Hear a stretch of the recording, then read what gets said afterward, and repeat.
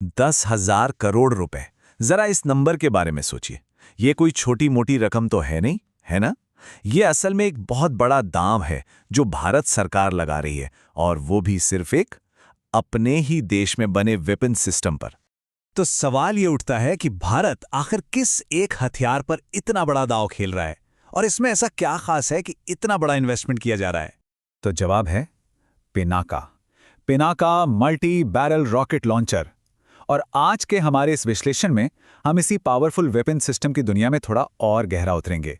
चलिए सबसे पहले उस खबर से शुरू करते हैं जिसने पिनाका को फिर से सुर्खियों में ला दिया है, और वो खबर है एक जबरदस्त 10,000 करोड़ रुपए की डील। तो हुआ ये कि 2025 के आखिर में भारत की कैबिनेट कमेटी ऑन सिक्योरिटी ने पिनाका के लिए एक बहुत बड़े गोला बारूद सौदे को हरी झंडी दे दी। और जब मैं बहुत बड़ा कहता हूं तो मेरा मतलब है 10,000 करोड़ रुपए से भी ज्यादा। ये अपनी तरह की सबसे बड़ी डील्स में से एक है। इसमें सिर्फ हाई एक्सप्लोजिव गोले ही नहीं हैं, बल्कि एरिया डिनायल म्यूनिशन भी शामिल हैं। सीधी भाषा में कहें तो ये वो हथियार हैं जो दुश्मन को एक बड़े इलाके में घुसने से ही रोक देते हैं।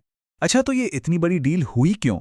चलिए आप समझते हैं कि ये पिनाका आखिर है क्या भला। वैसे इसका नाम ही काफी कुछ कह जाता है, दिव्य विनाशक का धनुष। नाम से ही इसकी ताकत का अंदाजा लग जाता है ना। टेक्निकली देखें तो पिनाका एक मल्टी बैरल रॉकेट लॉन्चर है, जिसे शॉर्ट में MBRL कहते हैं। अब इसको आसान भाषा में समझते हैं।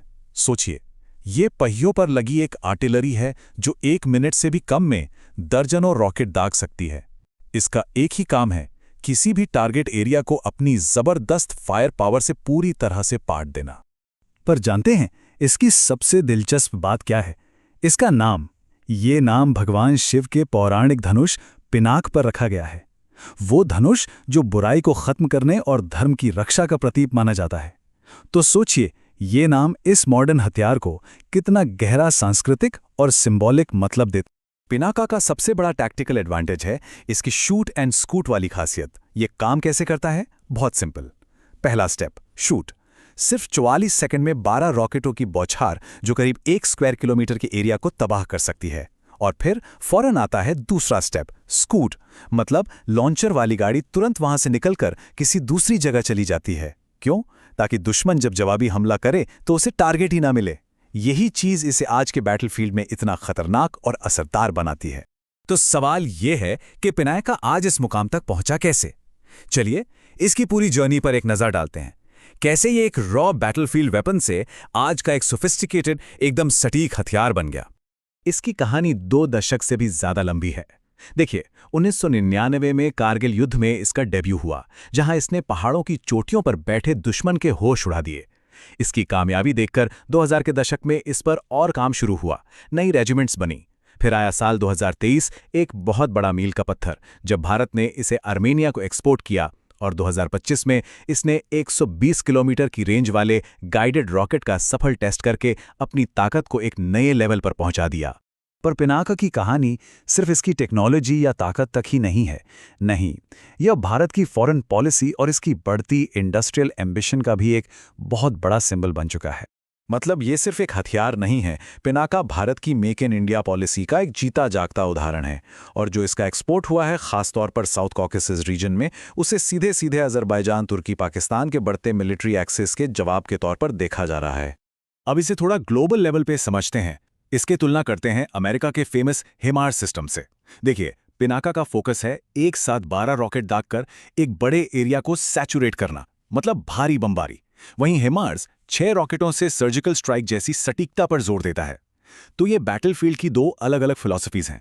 एक का काम है एरिया को तबाह करना, दूसरे का काम है पिन पॉइंट टारगेट को हिट करना। और इसकी जियोपॉलिटिकल भूमिका का सबसे बड़ा सबूत है आर्मेनिया के साथ हुई $250 मिलियन की डील। इस डील को सीधे सीधे अजरबैजान, तुर्की और पाकिस्तान के मिलिट्री गठजोड़ के काउंटर के तौर पर देखा गया।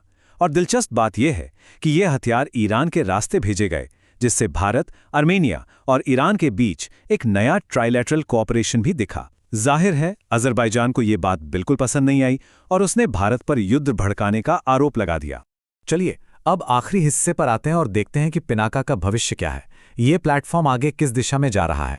ये जो चार्ट है ना, ये पिनाका की पूरी कहानी बयां कर देता है, और वो कहानी है इसकी रेंज में जबरदस्त बढ़ोतरी। देखिए, जो ओरिजिनल मार्क 1 था उसकी रेंज थी करीब 40 किलोमीटर, और आज जो लेटेस्ट वर्जन है वो 120 किलोमीटर तक मार कर सकता है। मतलब ये हथियार लगातार और भी ज्यादा खतरनाक होता जा रहा है। तो ये बढ़ी हुई रेंज इतनी ज़रूरी क्यों है? वो इसलिए क्योंकि ये पिनाका को सिर्फ एक टैक्टिकल वेपन से उठाकर एक स्ट्रैटेजिक एसेट बना देती है। मतलब ये पारंपरिक तोपखाने और ज़्यादा कॉम्प्लेक्स मिसाइलों के बीच का जो गैप था उसे भर देती है। अब कमांडर्स दुश्मन के इलाके में काफ़ी अंदर तक के टारगेट को हिट कर सकते हैं, और वो भी बिना फुल स्केल जंग का खतरा उठाए। और हम इस विश्लेषण को एक सवाल के साथ खत्म करते हैं। खबरें हैं कि 300 किलोमीटर रेंज वाला वर्जन भी डेवलपमेंट में है। अगर ऐसा है तो पिनाका साउथ एशिया और उसके बाहर पावर बैलेंस को आगे कैसे बदलेगा? ये एक ऐसा सवाल है जो आने वाले कई सालों तक मिलिट्री स्ट्रैटेजिस्ट के दिमाग में घूमता रहेगा।